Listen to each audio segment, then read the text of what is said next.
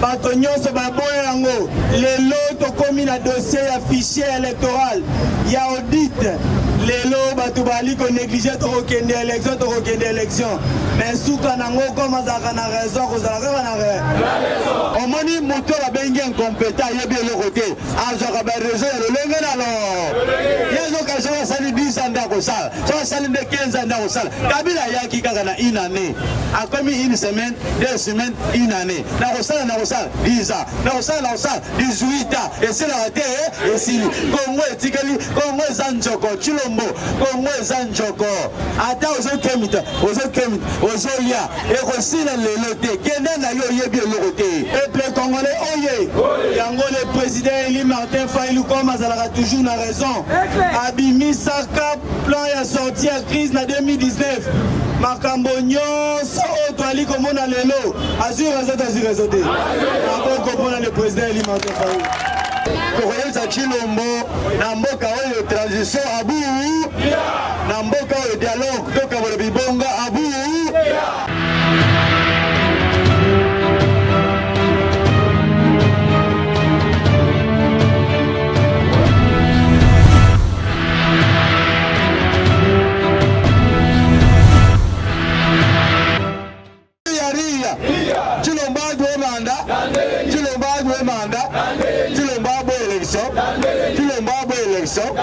et te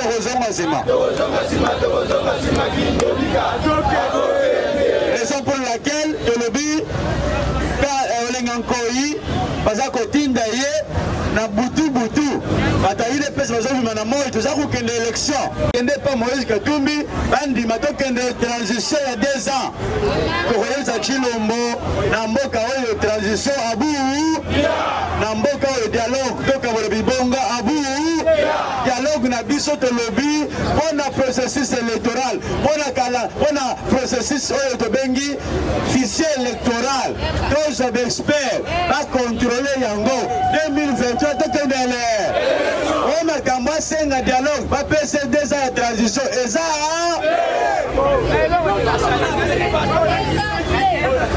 bana mbokoye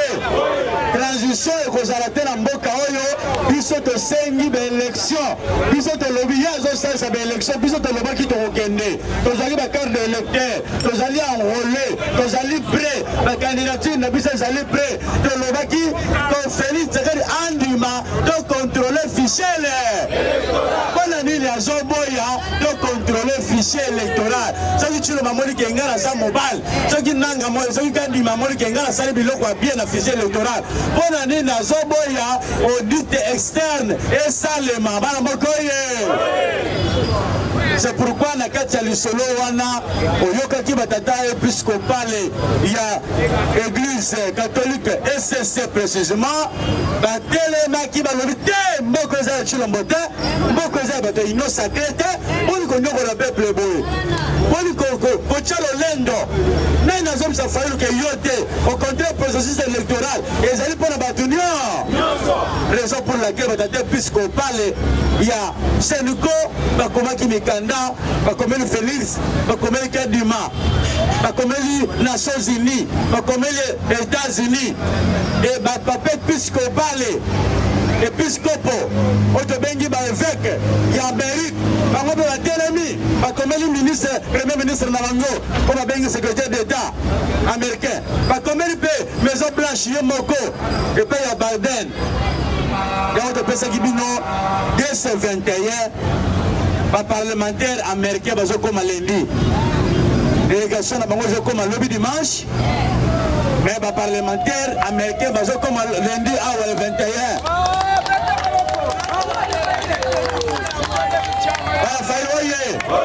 baza koya mpona koloba teke no Félix Tshisekedi longwa Kabila kota Félix Fayulu kota bazoya mpona koyebisa bango ke processus électoral oyo bozokende bolingi bokende processus électoral bango na ndenge maka po associe motu nyonso azala wa bondima mpe baproposition ya baninga balobi fo tokontrole fichier électoral soki eloko mabe eza te mpona nini bozoboya ya bana mboka oye bana la mboka oye mobali nini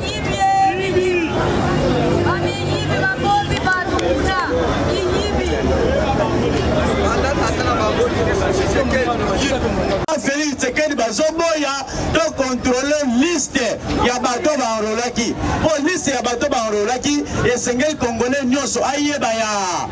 na kati ya liste ya enrôlement bato mabe bazali mais Tshilombo azwi ba camarade ya Kadima abengi bango te balobaka soki seni akobenga bato akobenga organisme oyo eza reconnu oyo eza renommé oyo mokili mobimbe ye ezalaka te yo oza wana otelemi wana obengi camarade na yo boye obengi camarade no moko mibale oyo yaka tosala fusée électorale ya mboka mobimba boye yo wana kosala na bato tala oyebisa Kadima nanga ye wana kimi exil nanga na minute oyo abanotala Congo boye ayebake Kadima soki asali erreur akokima lokola nanga te biso nde tokokimisa ye mba efaya kozala lokola malumalu moto akimisa ye Kongo aza te me bakoko babeta ye kibota na likosi ma ya vere ebima na mokongo mbongo nyonso bakolopaki epa Joseph Kabila etikaki otikala te Kadima mbongo Tshilombo azopesa yo ekotikala ya nanga bapesaka ye ti lelo États-Unis akanga yango ya yo mpe Kadima soki osali baavantire baamerikain mpe batelemi bato mosusu balobi yo te baamerikain baza banani o baamerikain baza bapartenaire ya Congo ana mboka oye baamerikain baza bapartenaire ya Congo botika ndeko ko asali nini azobakisa mwa mafuta babeza wapi ana mboka oye na parti politique ndeko na nga tozala sorte ya bato nyonso babengango parti de masse pourquoi omona moto nyonso aforme nyonso aza olobaka te moninga azoli te yebisaka ye mata malembo ke lobaka bata na mwase oyo ta bano oyebisa ye ti yango banda koloba kaka alors ekoma dérangement ntango yo ozokotisa mibale alors bakebake nanga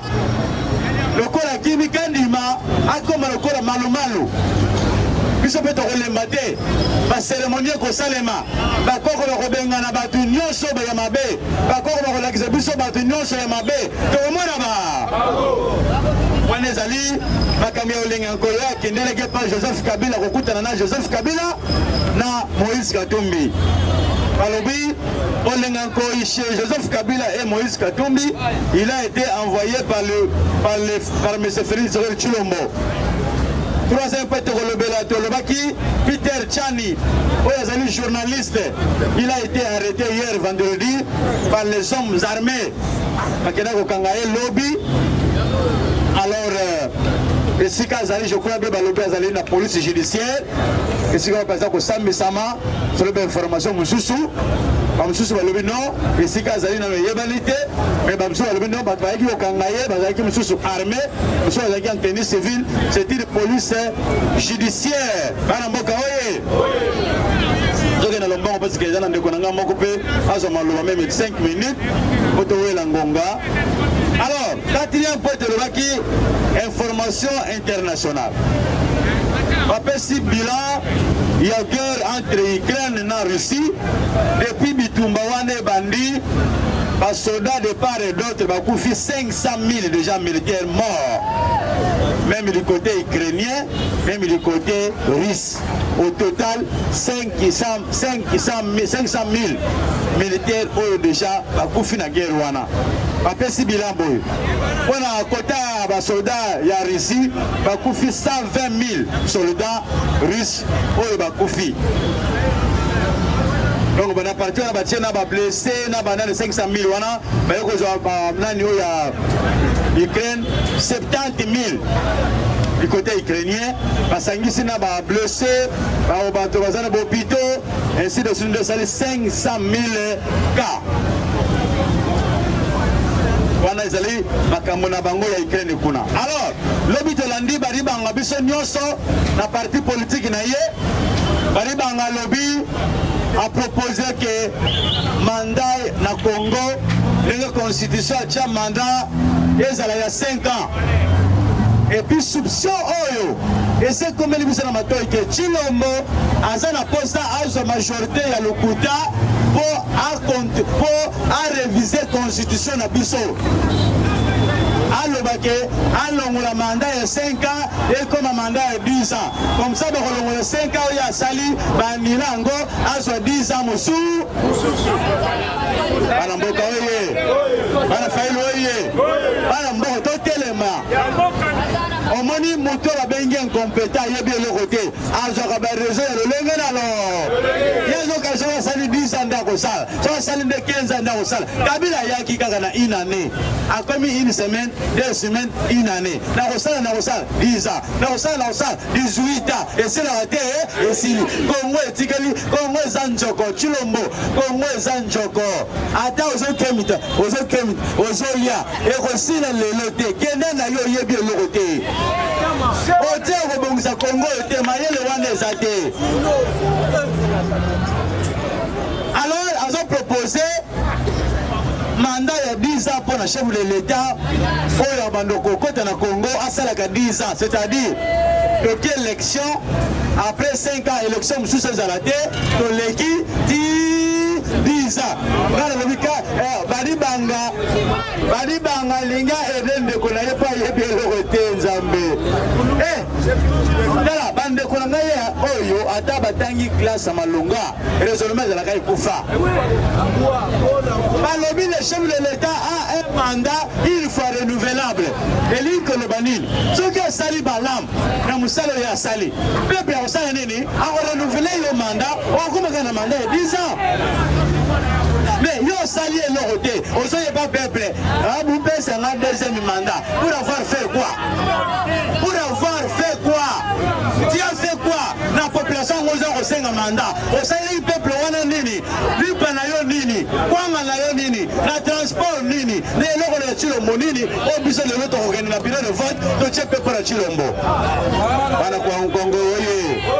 bana Martin Fayulu oye bana Mafa oye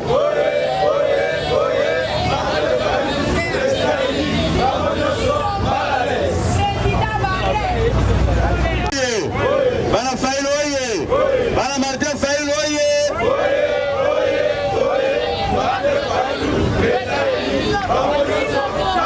moto aboye bandeko soki omoni boye c'est-à-dire bato ya Chilombo baza na problème bayebi kokamba mboka na repelaka bakongolais bino bozalaka mémoire courte babelge bayeba coloniser biso pendant 80 ans mais babelge yambo bakende balobi boye kongo oyo soki bolingi problème ete lobi moluba azwa pouvoir na mboka oyo moto alobaki belge alobi nakambi bino lokola bana natali éducation natali mayele ya moto na moto natali vie ya moto na moto province na province lokola province ya Kasai précisément ekolo babengi baluba ne faut pas bopesa bango bokuti ya mbolo bakosala yango malamu okomona bango baza na pouvoir mais bazoyeba teke baza na kosala bango lelo tala mboka lelo ndenge komi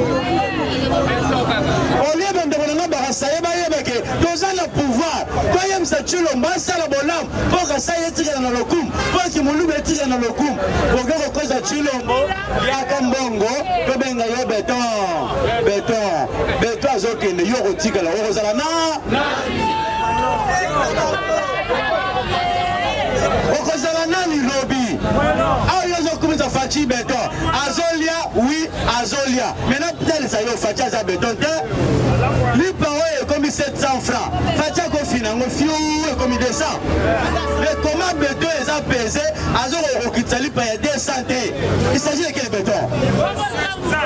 Faci alingaki azala beton soki lipa ezalaki ya kokita soki transport ezalaki ya kokita soki peuple congolais aza kolia il faut peuple azala beton président azala ta pepele parce que le président aza travailleur ya bape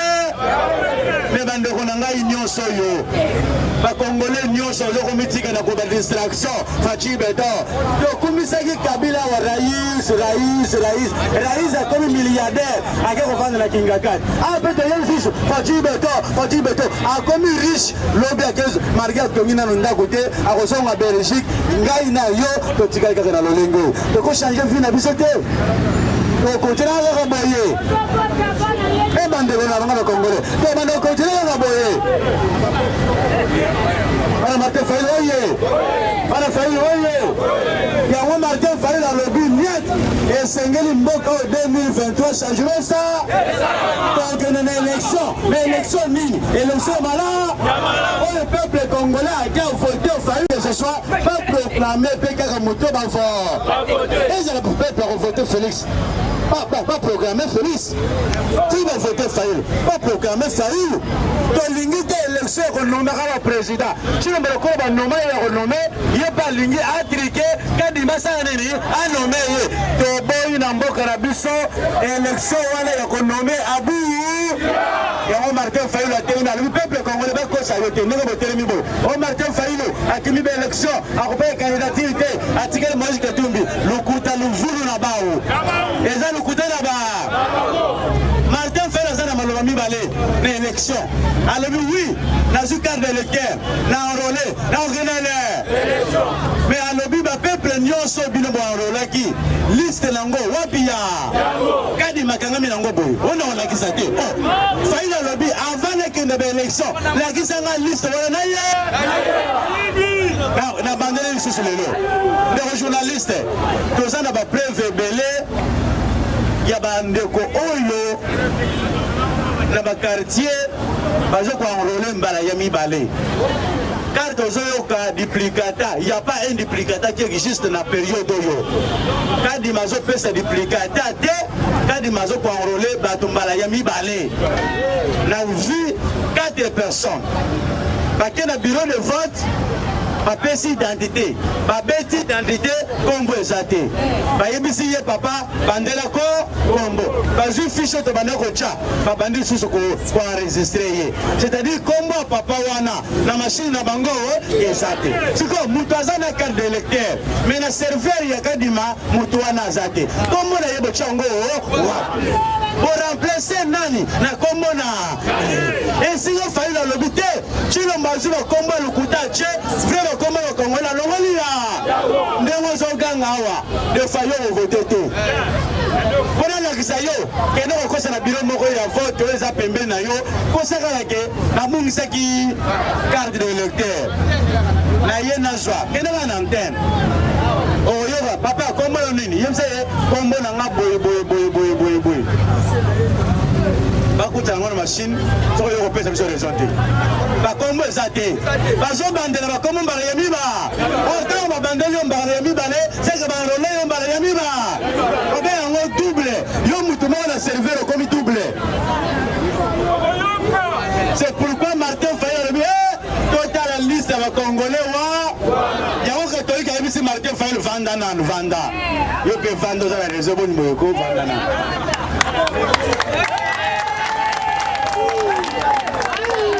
bayebisi Fayulu tomonaki makambo ozosalela ete eza aventure baaméricain bayebisi basango mpo boyeba Martin Fayulu makambo azoloba eza lokuta to eza ya solo boyeba okomela kadima boyebisa ye ke tozosala fichier électoral citoyen elingi koloba mundele te mopaya te biso na bi basango mpe na SSC bavandi bateti balobi soki tokende na ndenge ya audite ekolia temps aye kopropose bango boye po toyeba ke bato baenrolaki baza na kati ya fichier na bino tokoya na tokozwa bakarte bakongolais baza libanda bayenaka na masina bazwi 50 bazwiki mbanseke 50 bazwi 1000 carte 1000 carte bakoya nango ntina mashine na bino bakotisi batala kombo moko soki boza na ndanga ayebi tokokile mosiki te po toumete eza journée moko tozwi 1000 carte tocheke azali merci bacheke aza te batalami ake wapi batie aza te ake wapi batie nani misusu awa après balobi tokozwa lisusu 1000 personnes oyo baza na kati ya mashine wana tozwi na baadresse na bango tobimi nango libanda toke koluka pays mobimba esika baza mpe baadresse na bango soki bato baza kuna mashine baza eyokike ndimbo na felisa aleli bombeke te asango na ndoki wana na mukaye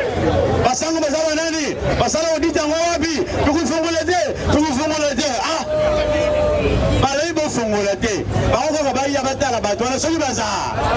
soki arrivé que 1000 personnes bango baye nango eza te na bureau na kati ya machine soko bato bino bozotanga 63 millions bauti po bato baza na bakarte seke na machine baza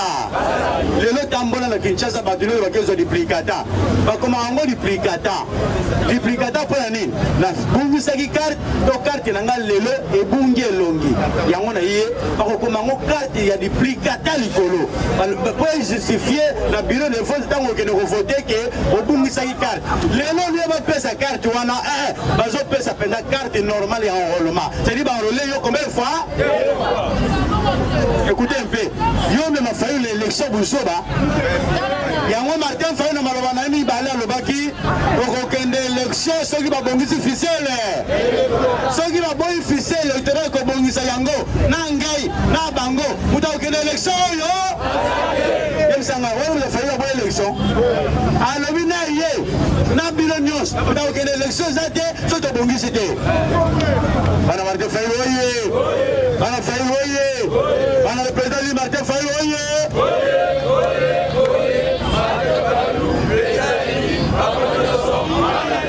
merci bandeko baza kotelema basango ya États-Unis bayoki yango batelemi bakomi mikanda partout et le 21 tozoyamba basénateur américain tobengi représentant to ya parlement ou baparlementaire tobengi ya parlementaire américain baza kokita awa na mokolo ya lendi to le 21 bana mboka oye tokoyoka nini ekoleka na kati ya Congo pe makambo ya élection biso ndeko camarade oleka comme ça to pe sabino nani merci ana le président Eli Martin Fayulu oye ana Aigle oye Chilombo kokende to kokende te Chilombo kokende to kokende te Chilombo kokende to kokende te tondolo alia tondolo Chilombo azana zemi yakagana alia tondolo alia tondolo alia tondolo Chilombo azana zemi yakagame alia tondolo peuple congolais oye peuple congolais oye Chilombo kokende to kokende Chilombo kokende to kokende te iso elongo na le président Eli Martin Fayulu tolobaka Congo ekolobo Congo ekolobo Congo ekolobo voilà le président Eli Martin Fayulu azwi 909 partis atiango na mokongo na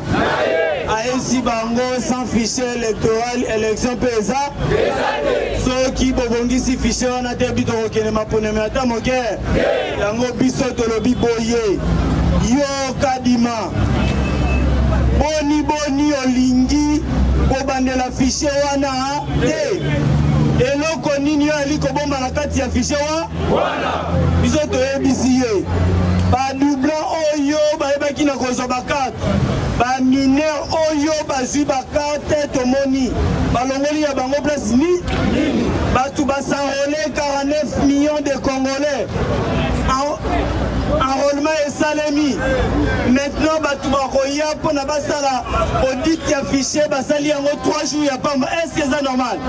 peuple congolais oye yango le président Eli Martin Fayulu comme azalaka toujours na raison abimisaka plan ya sortie ya crise na 2019 makambo nyonso oyo toali komona lelo azwi réseau te akokomona le président Eli Martin Fayulu peuple congolais oye le président Eli Martin Fayulu ayebisaka bango tolanda makambo ya plan de sortie de crise Chilombo ayebisaka eboye ozali député kende na pa est-ce que le président Eli Martin Fayulu azalaka député okindoki te peuple congolais oye likambo le président Eli Martin Fayulu alobi a plan de sortie de crise. Bato nyonso baboya yango. Lelo tokomi na dossier ya fichier électoral. Ya audit. Lelo bato bali ko négliger tokokende élection. Mais souka nango koma zaka na raison ko zaka na raison. Peuple congolais oye. Kamonali ko pesa na raison jour koko. Yango ndambo na zaki ya koloba yango wana ngai kombo na ngai Cordon Kadiamba, je suis Cordon ya résistance ya Lemba ayaki lelo namona bana ya Tchangu namona baza ya Océan napesa mbote mpona koyebisa bandeko Kongo ekolobo Kongo ekolobo Kongo ekolobo Martin Fayulu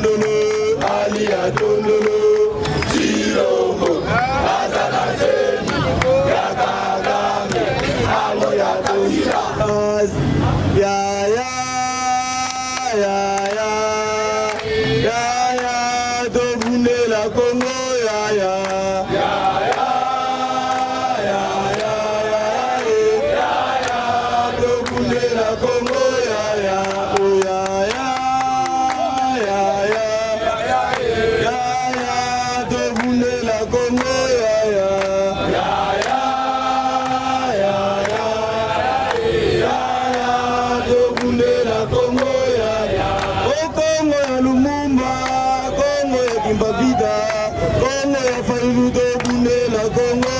ya